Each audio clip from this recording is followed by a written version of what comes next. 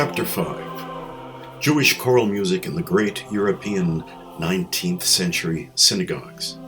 The fifth in a series of podcasts on the history and nature of Jewish choral music.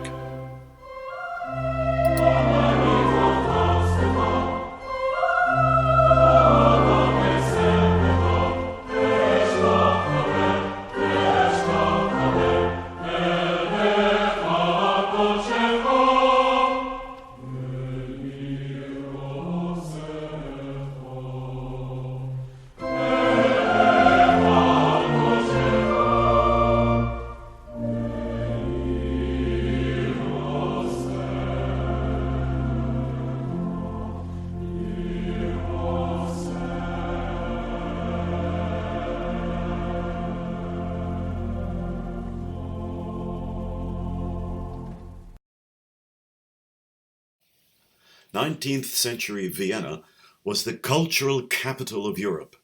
It was the city of Mozart, Haydn, Salieri, Beethoven, Schubert, and Brahms. And it was predominantly a city of Catholics.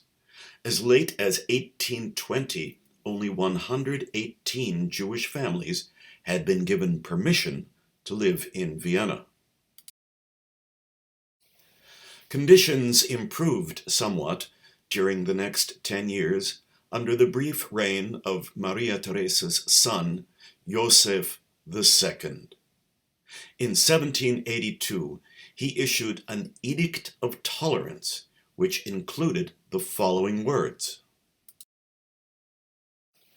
Since the beginning of our reign, we have made it one of our most important goals that all our subjects, whatever their nationality or religion, since they are accepted and tolerated in our state, should share in the public welfare which we are endeavoring to nurture, enjoy liberty in accordance with the law, and encounter no hindrance in obtaining their livelihood and increasing their general industry by all honorable means.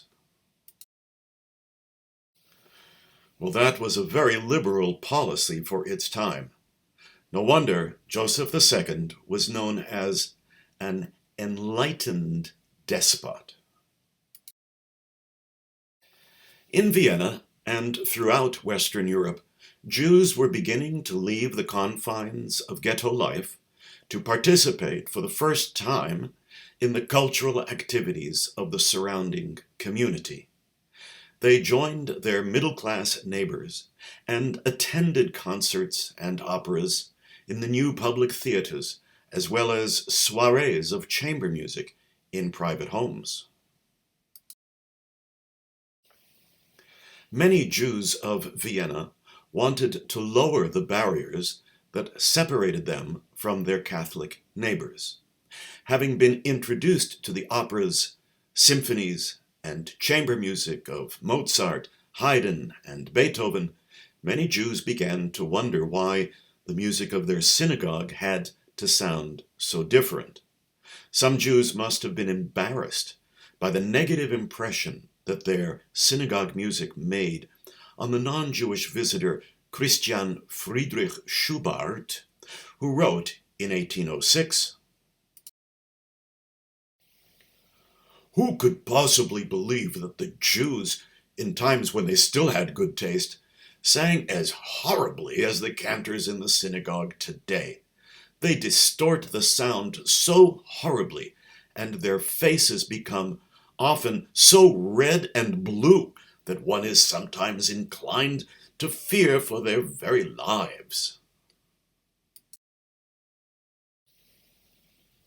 And several decades later, Richard Wagner would write, "Who has not had occasion to convince himself of the travesty of a divine service of song presented in a real ethnic synagogue?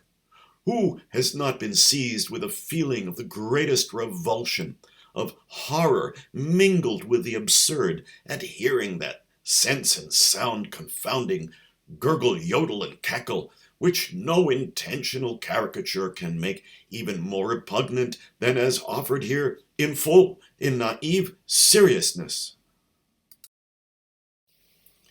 But that was about to change. Josef Mainzer, a German composer who had studied for the priesthood, arrived in Vienna in 1827. He found a strange irony in the fact that the a cappella ideal of church music, which had disappeared from most churches, could be found in the Jewish service, where the use of musical instruments had been prohibited. Here is what he had to say about the music of Vienna's synagogue. The synagogue was the only place where a stranger could find, artistically speaking, a source of enjoyment that was as solid as it was dignified. Never, except for the Sistine Chapel, has art given me higher joy than in the synagogue. In 7 months I did not miss a single service. One has to attend no more than once, however, in order to find oneself instantly freed, as if by some sudden reaction, of all the odious prejudices against the Jews that have been instilled in us with baptism in early childhood. What makes the singing of the Jews so attractive is precisely that it is not a simple play of the imagination, a cold calculation like that of the Christian. The Jew follows the inspiration of his religious fervor, an irresistible need, an enthusiasm carried to the point of ecstasy. His singing is moving because it comes from a heart pulsating with sacred emotions. And here are the impressions of the Englishwoman Frances Trollope when she visited the Vienna Synagogue. There is in truth so wild and strange a harmony in the songs of Israel as performed in the synagogue in this city that it would be difficult to render full justice to the splendid excellence of the performance without falling into the language of enthusiasm. A voice, to which that of Braham in his best days was not superior, performs the solo parts of these extraordinary cantiques, while about a dozen voices or more, some of them being boys, fill up the glorious chorus. The volume of vocal sound exceeds anything of the kind I have ever heard, and, being unaccompanied by any instrument, it produces an effect equally singular and delightful. Some passages of these majestic chants are so full of pathos that the whole history of the nation's captivity rushes upon the memory as we listen, and the eyes fill with tears at the suffering of God's poor people. Who was responsible for this musical wonder? A man by the name of Salomon Sulzer, who served from 1826 to 1881 as Oberkantor, soloist, composer, music director, and conductor at the Vienna Synagogue. And he was the first Jewish precentor to call himself cantor. Sulzer was the right man at the right place at the right time. He was born in 1804 in the Austrian town of Hohenems, near the Swiss border. As a child, he displayed a prodigious talent in music and a proclivity to function as cantor, or chazan, as it used to be called.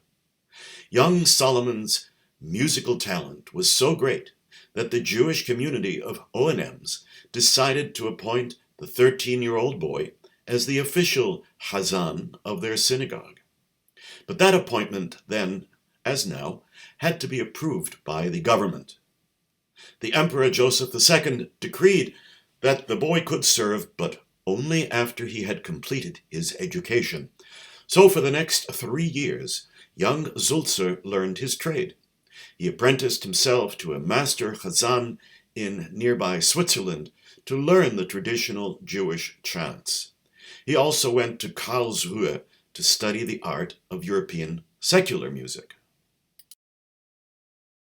At the age of 16, he returned to his hometown and became the musical leader of the synagogue. But he would not remain in the sticks for long. The fame of this young prodigy quickly spread. After only 5 years in Oenems, an invitation came from Vienna to audition for the post of Chazan at the new and beautiful synagogue on Seitenstädtengasse. In 1824, the Jewish community of Vienna had finally received permission from the authorities to build a new synagogue for its steadily growing community. You see depicted here the beautiful Seitenstädtengasse synagogue, which is still standing today. A new rabbi was brought in to serve the community. Noah Mannheimer, a modern man, would adapt the ancient liturgy to suit the cultivated tastes of the Viennese Jewish bourgeoisie. When Sulzer arrived in Vienna, he found a beautiful building, a sophisticated community, a liberal and well-educated rabbi, but a liturgical music that was in wretched condition.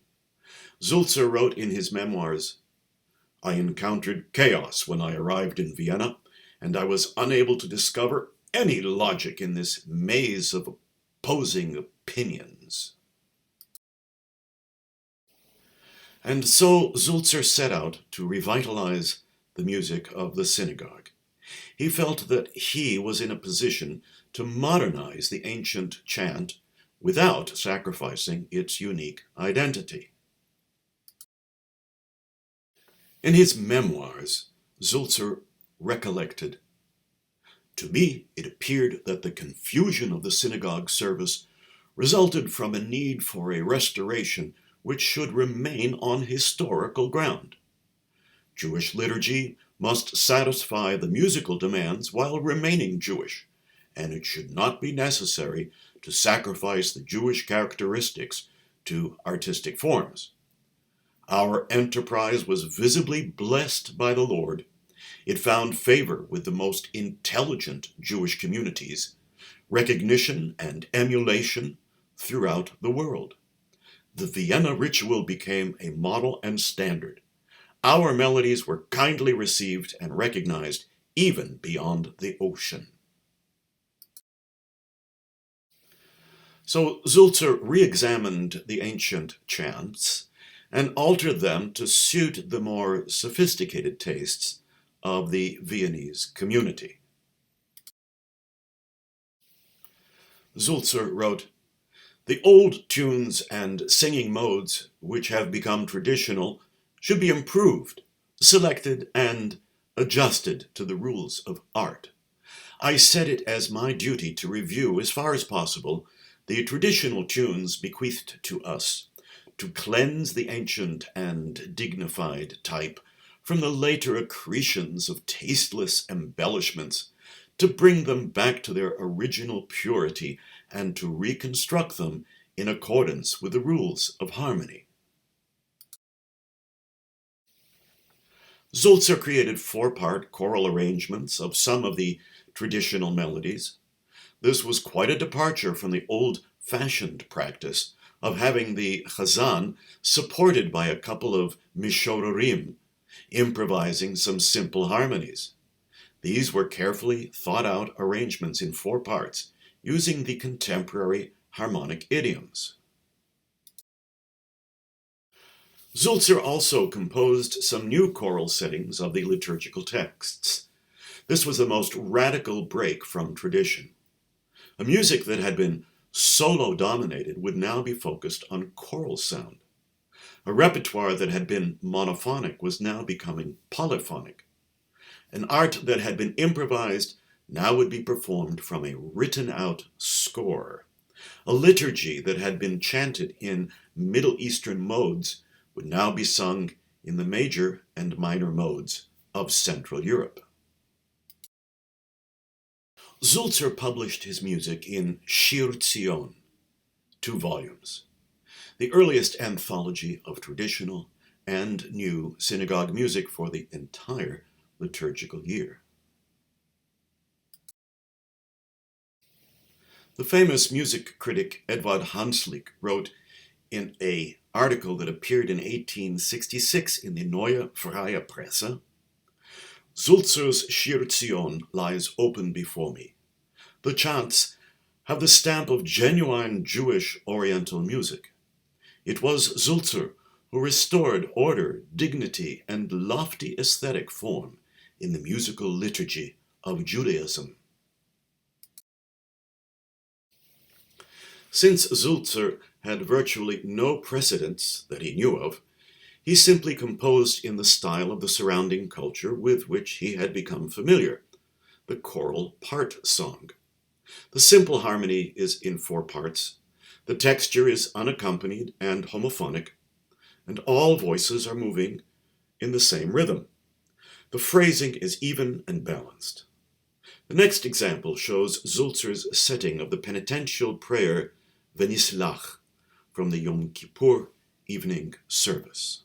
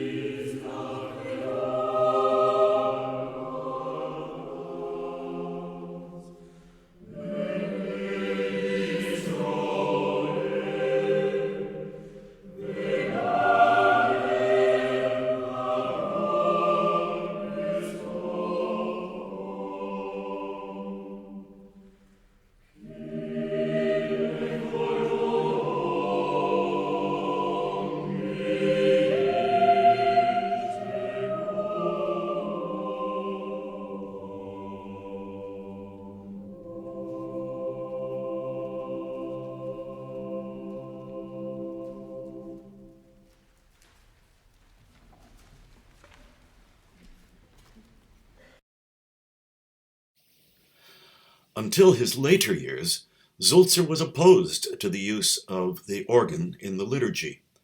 However, he was open to instrumental accompaniment in works that were written for special, non-liturgical occasions. His setting of Psalm 111, Another Hallelujah, for chorus, cantor, organ, and harp, was composed for an unspecified prince's birthday celebrations.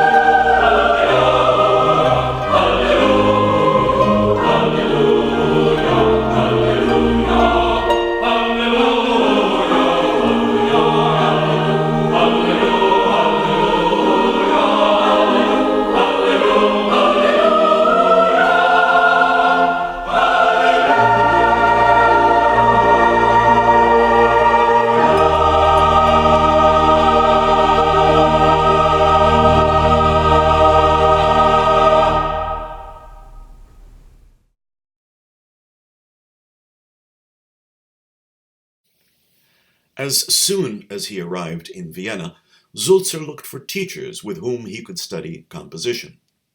One of his teachers was Ignaz von Seyfried, a friend of Beethoven's. Through Seyfried, Sulzer was introduced to many of the most prominent musicians of Christian Vienna. Eager to add a touch of class and prestige to his musical services, Sulzer commissioned settings in Hebrew of the Synagogue liturgy from Christian composers such as Ignaz von Seyfried, Josef Fischoff, Franz Volkert, Wenzel Wilhelm Würfel, and Josef Drechsler, who was Kapellmeister at the great Cathedral of St. Stephen in Vienna. You may never have heard of any of those men. They were considered great in their day, but history's judgment has been more harsh. The man known today as one of the greatest of all the Viennese composers of his time was also commissioned to compose a setting of Psalm 92 in Hebrew for Sulzer's Synagogue. And that man was Franz Schubert. When he received the commission in 1828, Schubert's reputation was only beginning to spread, and he needed the money. The Seitenstädtengasse Temple was gaining recognition as a place for musical excellence, and Schubert could be reasonably confident that the choir would do justice to his music. He also admired the young cantor and his musical taste. Schubert knew no Hebrew, so he must have spent some time reviewing the pronunciation and the translation with the cantor. He did not employ any of the modal or rhythmic characteristics of traditional Jewish music. Rather, the writing is typical of Schubert's part songs, a homophonic texture, simple harmonies, and balanced phrases. Schubert's setting is in a three-part ABA form. In the opening and closing sections of the work, Schubert creates an antiphonal texture alternating between solo quartet and choir in the manner of responsorial psalmody. In the middle section of the work, the phrases alternate between the cantor and the choir. Here, Schubert writes his most daring modulations and indulges in some vivid tone painting. For example, when the text speaks of the fool, the music suddenly shifts dramatically from major to minor.